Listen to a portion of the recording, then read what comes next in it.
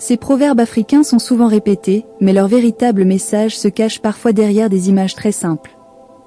Aujourd'hui, nous allons découvrir le vrai sens caché derrière ces proverbes.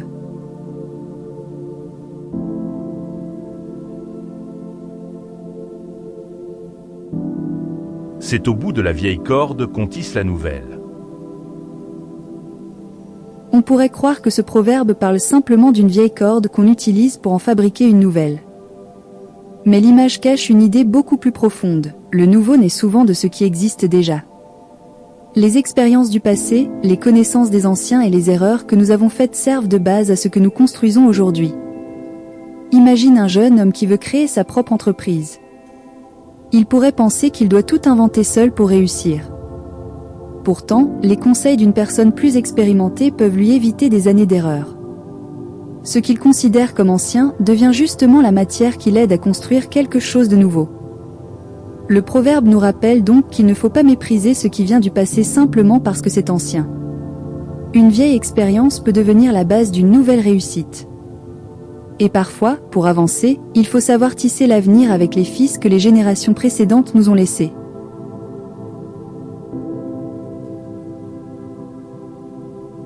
Les blessures de la langue sont pires que des blessures de lance. Une lance peut blesser le corps, mais une parole peut rester dans la mémoire pendant des années. C'est justement ce que ce proverbe veut faire comprendre. Beaucoup pensent qu'une parole méchante n'est pas si grave parce qu'elle ne laisse aucune marque visible. Pourtant, une humiliation, une insulte ou une trahison racontée devant les autres peut détruire la confiance d'une personne. Imagine un enfant à qui l'on répète constamment qu'il est incapable de réussir. Il grandit avec ces paroles dans la tête et finit par croire qu'elles sont vraies. La personne qui les a prononcées les a peut-être oubliées depuis longtemps, mais l'enfant, lui, peut les porter pendant des années. Voilà pourquoi la langue peut devenir une arme. Les mots ne font pas toujours couler du sang, mais ils peuvent laisser des blessures très profondes. Ce proverbe reste utile aujourd'hui parce qu'il nous rappelle de réfléchir avant de parler. Une parole lancée dans la colère peut prendre quelques secondes à sortir, mais parfois toute une vie ne suffit pas pour effacer ses conséquences.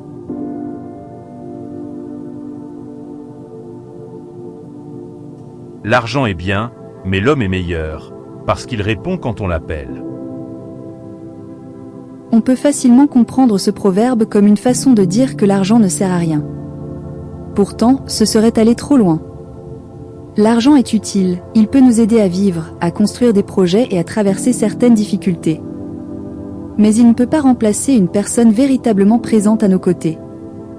Imagine quelqu'un qui possède beaucoup d'argent, une belle maison et tout le confort possible, mais qui traverse une période difficile sans avoir personne à appeler. À quelques kilomètres de là, une autre personne possède beaucoup moins, mais elle peut compter sur un frère, un ami ou un voisin qui répond présent dès qu'elle en a besoin. Dans ce moment-là, on comprend mieux la valeur de l'humain. L'argent peut acheter certaines choses, mais il ne peut pas créer à lui seul la loyauté, l'affection ou la présence d'une personne.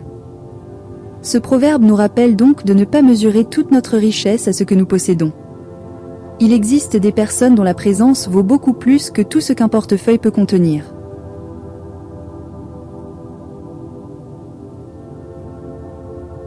Celui qui a planté un arbre avant de mourir n'a pas vécu inutilement.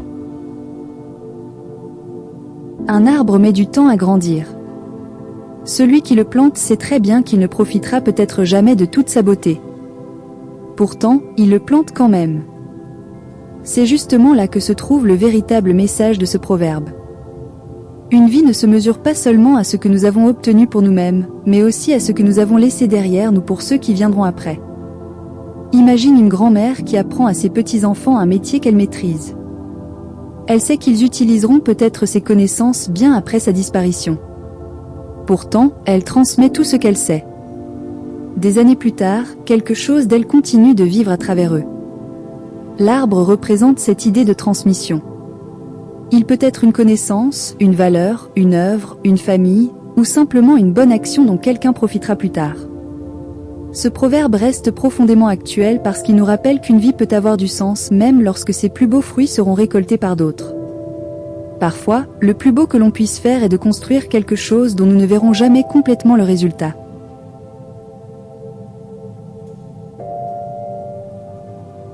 C'est celui dont tu as soigné l'impuissance qui te prend ta femme. Ce proverbe est volontairement provocateur. Pris au premier degré, on pourrait croire qu'il parle uniquement d'une trahison amoureuse. Mais derrière cette image se trouve une mise en garde sur la confiance et sur les personnes que nous aidons. Il arrive que quelqu'un à qui nous avons tendu la main finisse par utiliser ce qu'il a appris ou obtenu grâce à nous contre nous. Imagine un homme qui aide un jeune collègue à apprendre son métier, lui présente ses contacts et lui ouvre des portes. Quelques années plus tard, ce collègue utilise toutes ses opportunités pour prendre sa place et lui faire perdre son poste. Le problème n'était pas d'avoir aidé. C'est d'avoir accordé sa confiance sans discernement.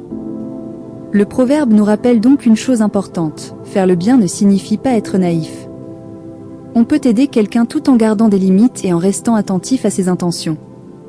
La générosité est une force, mais lorsqu'elle n'est accompagnée d'aucun discernement, elle peut parfois se retourner contre celui qui l'a offerte.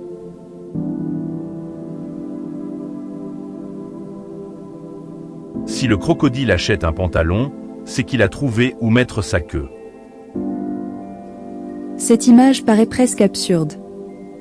Pourquoi un crocodile aurait-il besoin d'un pantalon? Pourtant, c'est justement ce qui rend le proverbe intéressant. Il veut dire qu'une personne ne prend généralement pas une décision sans avoir une raison derrière.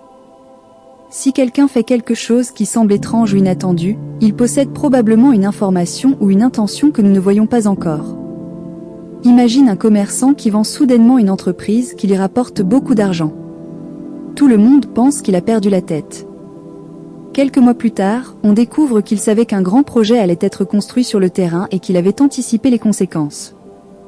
Ce qui paraissait incompréhensible avait en réalité une logique. Le proverbe nous apprend donc à ne pas juger trop vite les décisions des autres simplement parce que nous n'en comprenons pas la raison. Avant de dire « il est fou » ou « ça n'a aucun sens », il peut être utile de se demander « qu'est-ce qu'il sait que je ne sais pas ?»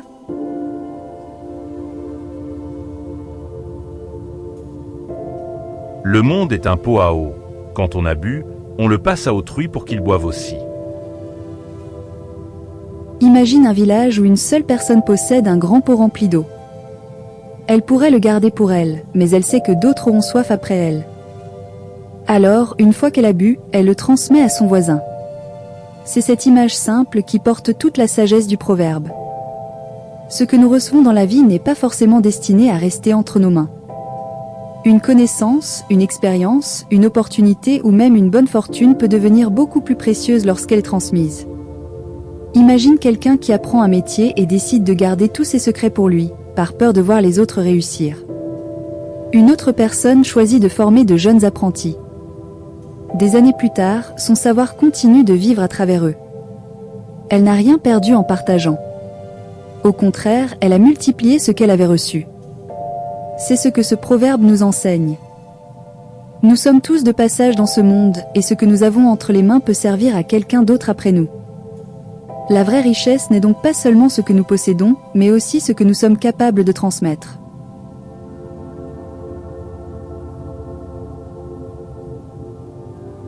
Ces proverbes nous rappellent une chose simple. La sagesse ne se mesure pas à ce que l'on possède, mais à ce que l'on comprend, à ce que l'on transmet et à la manière dont on traite les autres.